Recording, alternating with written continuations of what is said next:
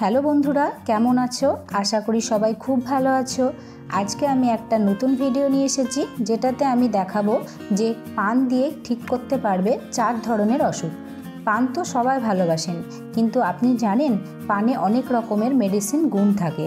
পানের পাতাকে কিভাবে ব্যবহার করে 4 ধরনের অসুখ থেকে মুক্তি পাবেন, আজকে আমি এই ভিডিওতে সেটাই বলবো। চলুন তাহলে ভিডিও শুরু করা যাক।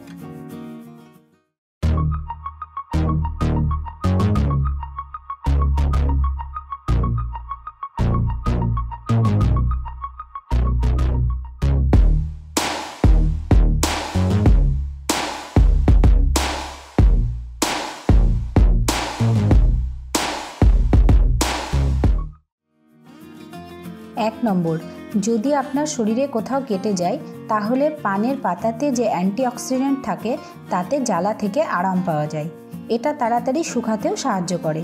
কাটার ওপর পানের রস দিয়ে দিন, তারপর পানের পাতাটা দিয়ে ওপর থেকে পট্টি করে দিন। ব্যাস, তাহলেই দেখবেন কিছুক্ষণের মধ্যেই গায়ে অনেক আরাম পাচ্ছেন। 2 নম্বর, হাঁটুর ব্যথা।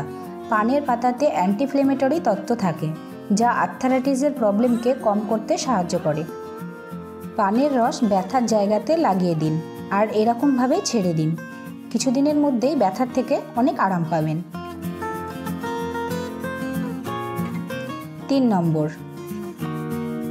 পাচনতন্ত্রের সমস্যা। পান পাচন সম্বন্ধীয় সমস্যা কম করতে সাহায্য করে। প্রথমে পানকে চিবিয়ে রস খেয়ে নিন, ভালো করে চিবানোর পর জল খেয়ে নিন। এটা করলে পাচন সম্বন্ধীয় সমস্যা খুব তাড়াতাড়ি কমে যাবে। 4 নম্বর, গলার কাশি।